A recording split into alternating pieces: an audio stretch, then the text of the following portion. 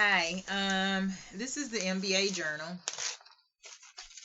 and I too share a corner of this paper. And the corner I named Family Talk with Ginger Ashford Tansil, and I am a writer and an author.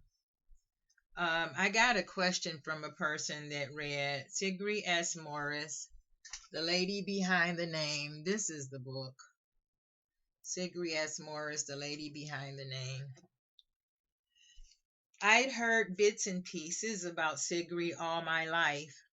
When I read the book, it explained her business philosophy thoroughly. Even in her marriage seemed Even her marriage seemed influenced by her mother and others in her childhood. I thought she lived on Easy Street, but life was no crystal stairs. Luckily, she had a husband that only wanted to be married once. My answer was um,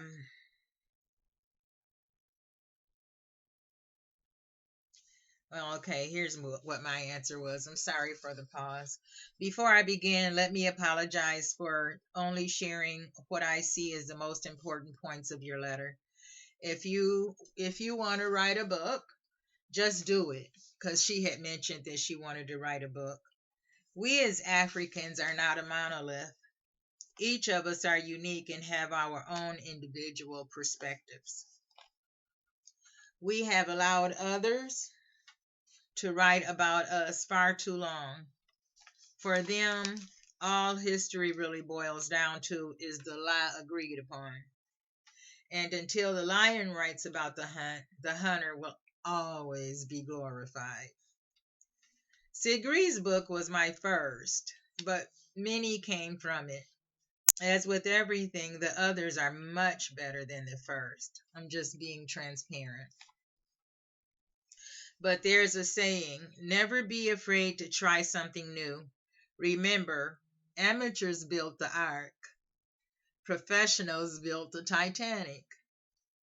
The gift of writing the message that's inside you is not for you, it is for others. If you don't share it, you deny someone the right to be who they could be due to your message. It would be selfish of you not to write. Even more, it is noble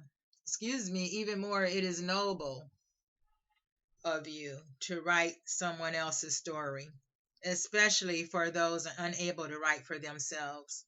Not just to stroke someone's ego, but to leave their own account of their own lives.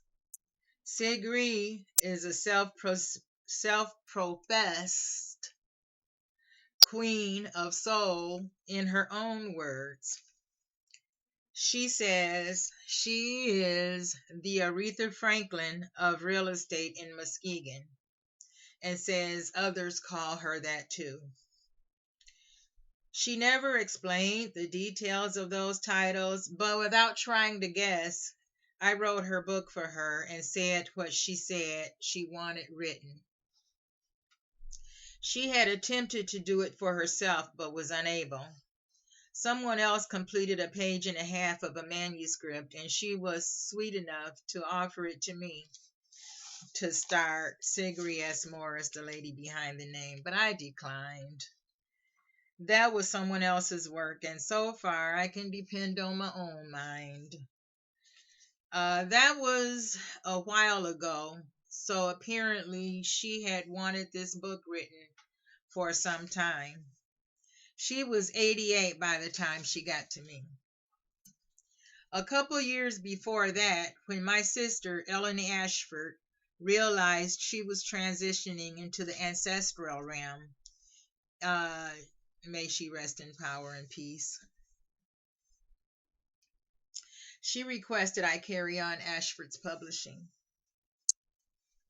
Ellen's request met possibility when Ciggzree's approached me about writing her book, but with slight changes, I added Tansil to the name and services. Ashford Tansil Publishing, Media, Photography, and Entertainment. Ciggzree's appeal sparked a mystic chord in my soul, as I esoterically thought. This could be my divine assignment, my chance to contribute to the ancestors who were purposely excluded from the history books so that the world would not know who they are. As poetic sounding as that was, writing this book was just plain hard.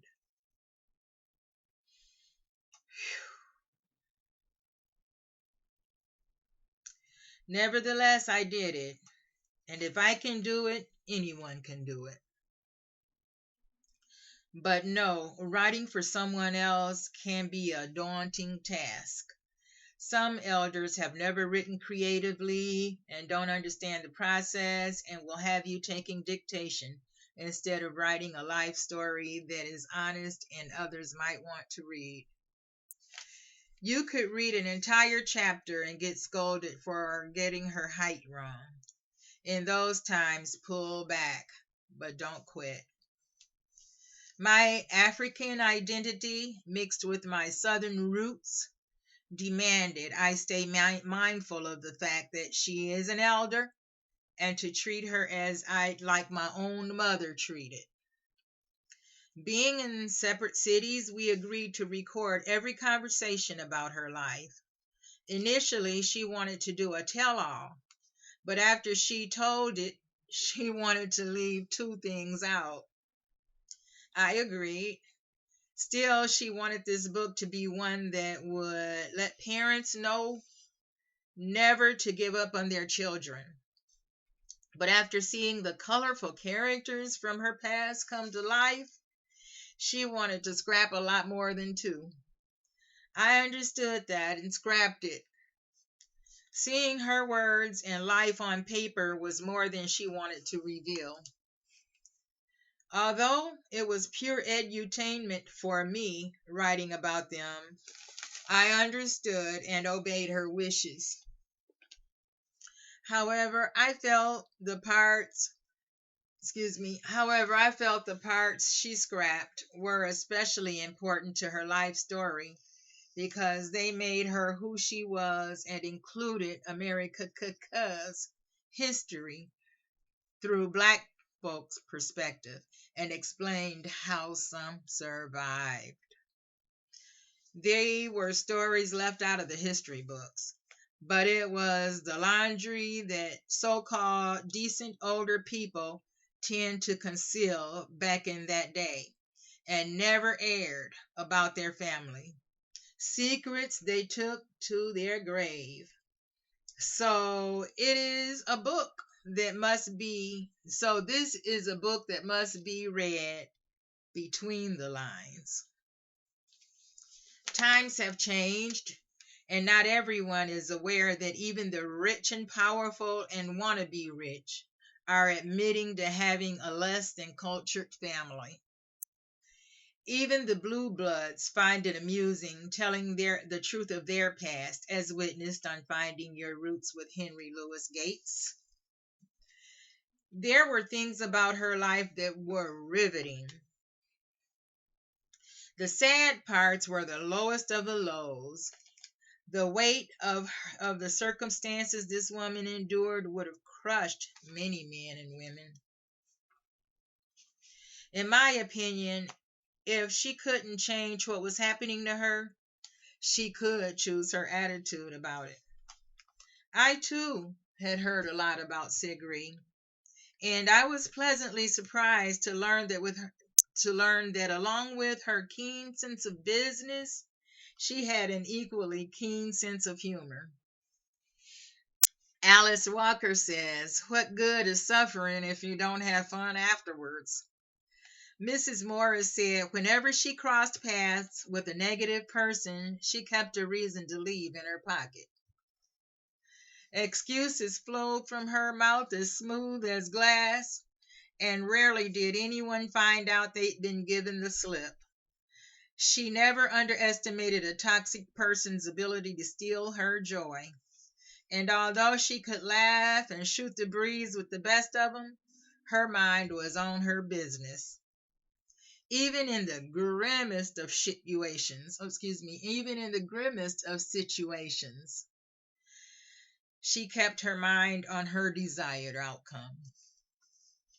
Many lessons of survival were left out, along with ways, as the elders say, to keep the cheat off of you. She was never too lofty to go to someone and seek business advice. You'll only look dumb once. Not to give too much of the book away, but the beginning of the book explains a lot. She was groomed from a young girl to recognize and size up folk. By the time she was a teenager, leaving her mother's house without enough money to pursue her real dreams, she decided to marry a rich man.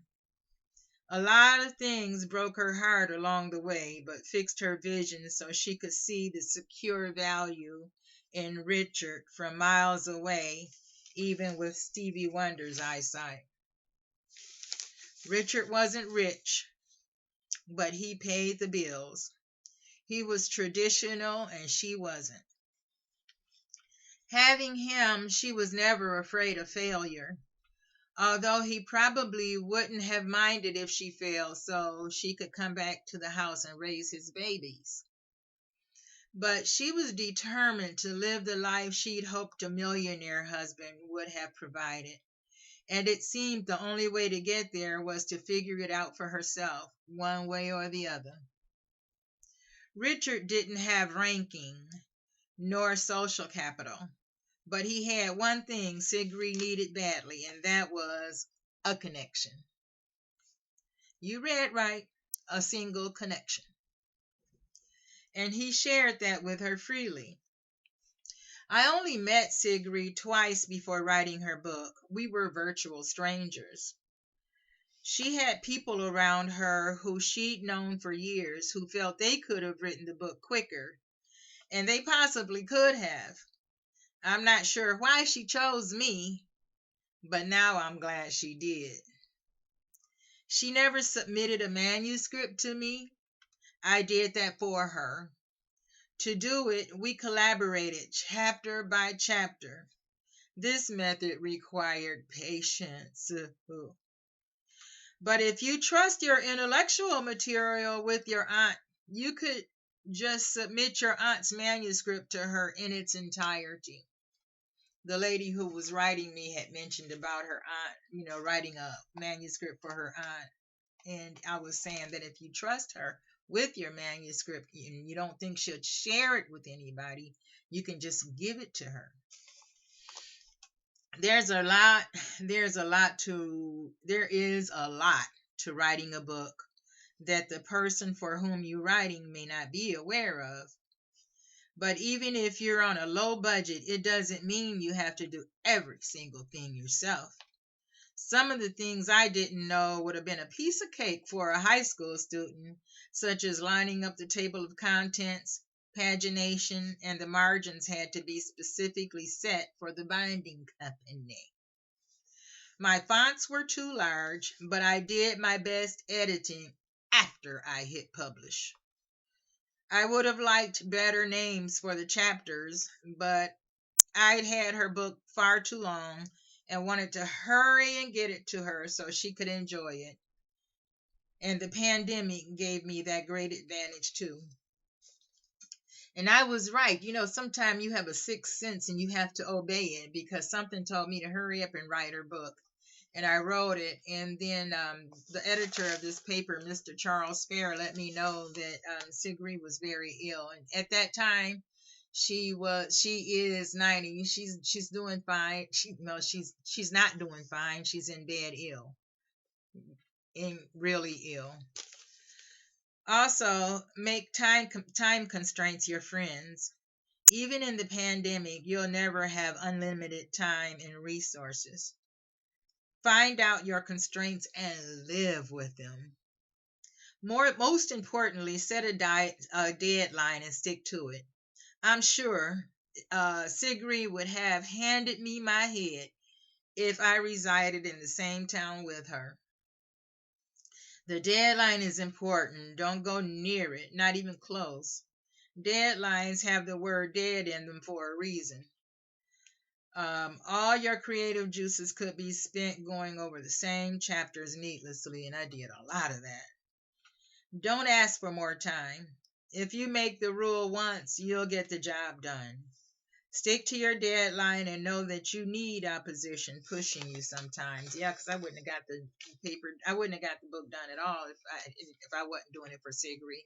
And that's why I'm so glad I had to do it for her. I can't wait to read you, talking to the lady who was asking me the question. You could even start by writing for a publication. Always remember, you don't have to be great to get started, but you have to get started to be great. At the age of 90, instead of Ciggzree slowing down, she is speeding up. She has a few irons on the fire. She says she's starting a women's networking group called the Eagles Club.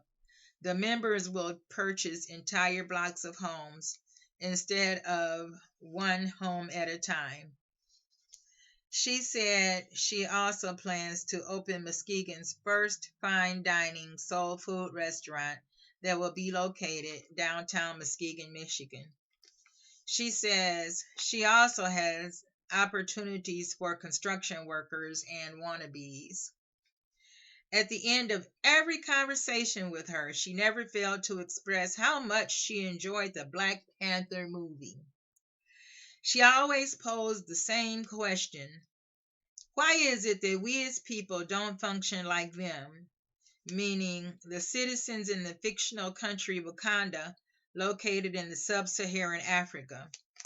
I'm not sure if she knew about the original Black Panthers or not, but the original depiction of Wakanda appeared in American comic book series published by Marvel Comics. This wasn't mentioned in her book, but the series took place during a time of social unrest, and the enemy was a Christian group called the KKK. And it depicted the citizens of Wakanda coming to all places to Wakanda. To America. In the South, Georgia, to be specific. The men in robes turned out to be another hate group masquerading as the Klan, called the Dragon's Circle. Many are insulted that the Klan are Christians. That's because they know some of what's in the Bible. The rest they ignore and definitely don't know the background of the Bible. The Klan has every right to be called Christian. Africans were free and living their daily lives before slavery. They were free. They were doctors, scribes, architects, farmers, mothers, salespeople, teachers, and much more. I mention this to say that these were progressive people. Hippocrates was given the credit as being the first doctor, but he always gave the credit to having been trained by Asclepius, which is the Greek name for Imhotep, the real first doctor, who was a Black African. Africans, savages as they were, saw men wash up on the shore who were different. They had no fear of them because they'd done nothing to hurt them and didn't expect them to do anything to them. They were free men living their free lives. They brought them to their tables, fed them, showed them agriculture and how they maintained it. Their gold, manganese, silver, diamonds, and more. And the civilized folks who had washed up on shore with straight hair that they cared for ended up raping the cook, stole the natural resources, kidnapped those free men, loaded them all up on the good ship Jesus, and took them to the Vatican first. The Pope was so happy to have people do all their work for them that he wrote an edict saying that Christopher Columbus and all those other thugs could have parts of Africa. Never mind the fact that it wasn't his to give. Catholics are considered Christians, aren't they? A lot of the Bible took place in Africa. Why are there not African names of chapters in the Bible? Names like Matthew, Mark, Luke, John were decided in 325 AD by the Council of Nicaea, who also decided what passages could go in the Bible and what worship is to be, and much more. Slaves, obey your masters is among many verses we explain away. I never learned about the Council of Chalcedon while attending church. The original Black Panthers who fought for freedom of our people most likely were not Christians because they didn't believe in turning the other cheek. I don't see them singing, "Wash me whiter than snow." Love your enemies must have been put in there by the enemies, but Black people sure obey that verse. I only wish Black people loved each other as much as they love Jesus. Parts of Christianity keeps our people asleep. I'm just waiting on the Lord instead of doing for ourselves.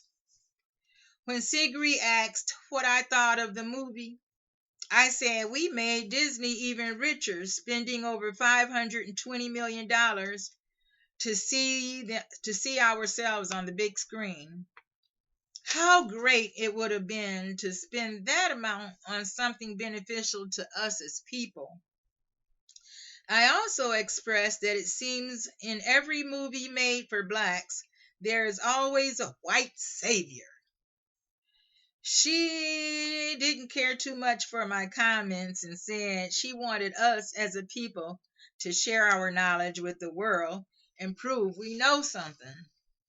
In my opinion, we have nothing to prove. But it was not about what I thought. It was her book. However, my interpretation of what she really was trying to convey was she wanted us all to work together to accomplish one goal. When she asked if I had a problem with Africans, my thoughts were, I'm African. Africa is our origin. Africa is the seabed of the world. Why would I be ashamed to be from the birthplace of humanity? Reverend C.C. Jones and others worked tirelessly for us to be ashamed of ourselves and our motherland. He was a Christian. One March day, I found myself in a checkout lane in Kroger's facing a tall, beautiful, dark-skinned little sister. She was all decked out in green St. Patrick's Day garb, including that big old tall hat. I looked up at her and asked how she dressed the month before for Black History. She responded, she looked down at me, might I add. She looked down at me like I had two heads and said, "Nothing special." Interesting how we chance looking like a fool for other folks' cultures, but not for Black History Month. Nothing special. I am aware that in America, all things Black are considered threatening. Even just a piece of African material, African fabric, could set off a barrage of customer complaints and evoke the invisible whip as you work while Black. Our thought processes need to be rescued, and more importantly, upcoming generations. It took a long time for us to be de-Africanized, and coming out of it will not be a quickie, drive-by, or a Saturday night special. You asked what's a jegna. It's a person who awakens others that might be asleep to things in the society and that may hurt them as a black person. Many of us are out of our minds because we have taken on other cultures and belief systems, and Western psychology can do us no good. We weren't considered when the DSM 4 was being published. Don't ask the ones who hurt you to heal you. We may not toil in other folks' fields for free anymore or have Jim Crow, but we have his more sophisticated, deceptive, and beguiling cousin, James Crow, keeping everything the same as it's always been. Some go from childhood to negrohood, beaten down by the lies and limiting self belief systems, along with the mindset that things will be better in the sweet by and by. Can you imagine Africans before the Maafa tragedy falling down on their knees to worship a blonde haired, blue eyed Jesus? I repeat, our ancestors didn't become Christians by answering an altar call. We accepted Christianity at the end of a whip. We were given Christianity to keep us in line. It's incredible that the place we go it's incredible that the place we go the most rarely teaches us anything about our Africanness. But some are 501c3s and can't. What we are doing and being told to do is all wrong.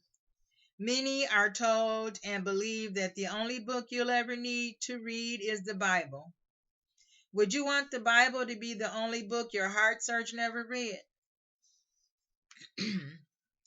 Do we have a shared reality? Our religious practices work well for others because while the masses have kept their heads buried in the Bible, the Chinese read science and technology and are speeding right past us to become the next superpower and super oppressor. The Chinese work ethic imitates the original African's work ethic closer than any other culture ever has. The only thing that threatens the oppressors is our knowledge of the truth, and the oppressor is anyone of color that want to rule over us. Most people are Christians for two reasons. One, afraid of hell, and two, they don't know anything about their sacred text or where it came from. The African is meant to be free. Instead, we are the praisingest, worshipingest people on the planet, and yet the poorest, least respected. And when things don't work, we're told, you didn't pray hard enough. How much more can we do? We out Buddha. We out Muhammad. We out Pope the Pope. We don't share the same reality. A white man's heaven is a black man's hell, and that's a true song. I do wish blacks loved each other all over the world as much as they love Jesus, as I stated earlier. We could be like the citizens of Wakanda in the Black Panther movie. Our confidence in ourselves that's been systematically taken away over the last 500 years would be restored, and we could reclaim our cultural legacy and stop being engineered to be who others want us to be. Our tithes and offerings would be taken to a black-owned bank or credit union, rather than the white-owned banks that suppress and discriminate against us. As a Jegna, all I'm saying is wake up, everybody. Responses can be sent to Ginger Ashford Tansil, Ashford's Publishing at yahoo.com. As for the book, Ciggzree, the Lady Behind the Name, I've been told there's been issues of availability. Others had no problems. Just in case, the correct link for a copy may be obtained by going Ciggzree, the Lady Behind the Name at Yahoo. Thanks to Ciggzree, more books are being birthed. Letters from Mother Africa to her daughter of the diaspora, Ciggzree, the lady who owned the land. Kiko Davis is a black owner of a bank. Kiko Davis, that's Kiko. The owner of the only black owned woman bank in the United States of America. Thanks, y'all, for listening. Tell me what you think down below. And please like and subscribe. Bye.